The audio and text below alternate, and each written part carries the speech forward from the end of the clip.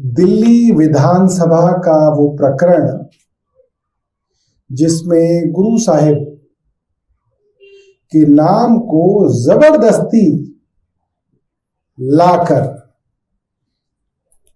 एक फर्जी वीडियो के सहारे बेअदबी की, आज वो सबके सामने है।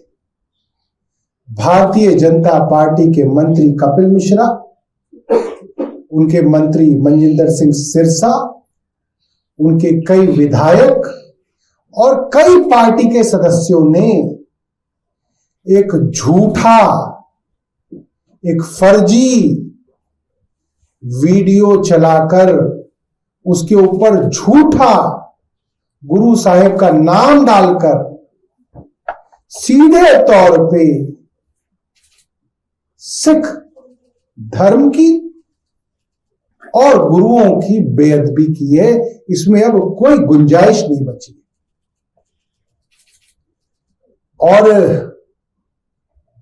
इस तरीके से एक वीडियो जो आप सबके पास है, मैं आप सबको एक सलाह दूंगा, सबको, कपिल मिश्रा ने जो वीडियो ट्वीट किया है, आप उस वीडियो को सुनिए कि आतिशी जी ने क्या कहा है। आप सुन लीजिए, आप सबके पास कान है, ईयरफोन है, स्पीकर है, सब सुन लीजिए। उन्होंने जो लिखा है उसको छोड़ दीजिए, सिर्फ जो सुनाई दे रहा है वो सुन लीजिए। जो ओरिजिनल विधानसभा की क्लिप आज भी यूट्यूब पे पड़ी हुई है, फेसबुक पे पड़ी हुई है, वो पढ़ लीजिए, सुन लीजिए। वीडियो क्लिप्स हमारी पार्टी द्वारा भी ट्वीट की गई है, वो सुन लीजिए।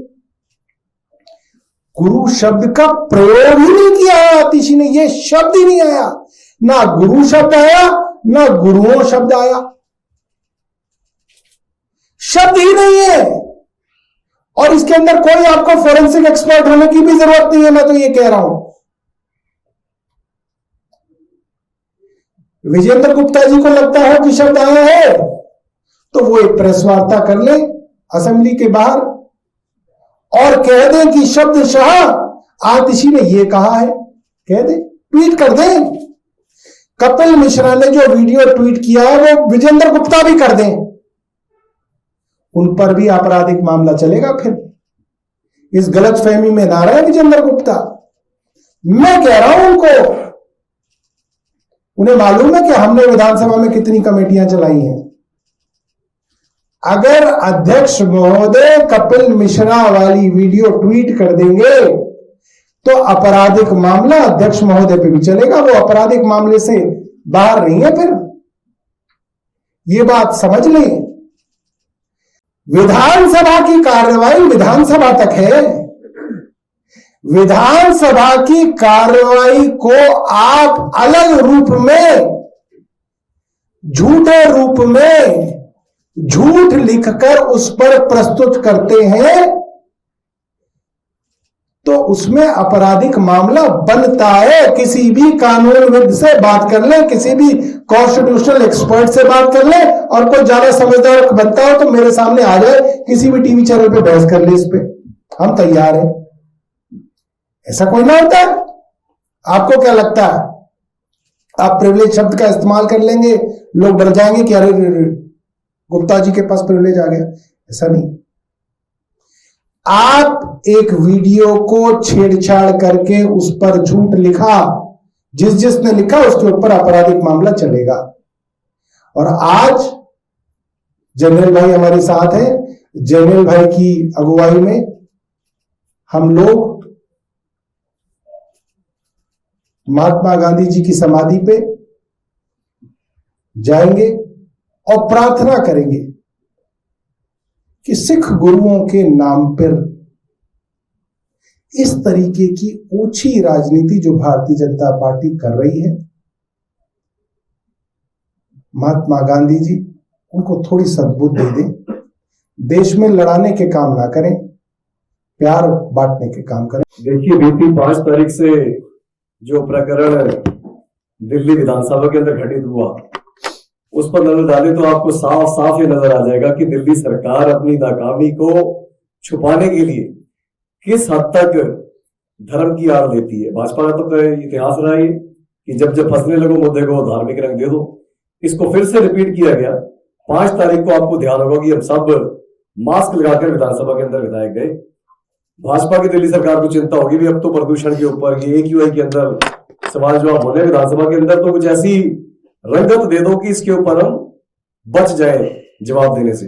और बार बार मैं कह रहा हूं, खेद का विषय ये है कि अध्यक्ष का पद निष्पक्ष पद होता है। अध्यक्ष की जिम्मेवारी है कि अगर विपक्ष का कोई सवाल है तो सरकार से उस सवाल के जवाब दिलवाएं, ना कि आप सरकार की ढाल बनकर बीच में खड़े हो जाएं। पर यही हुआ, इसी चीज का खेद है। अगले दिन जब सवाल जवाब शुरू होने थे तो विधानसभा में एक बेबुनियाद मुद्दे को पैदा किया गया, जैसा सौरभ भाई ने बताया कि बेबुनियाद शब्द मैंने इसलिए यूज किया कि उसमें कहीं भी गुरु साहब का नाम ही नहीं लिया गया।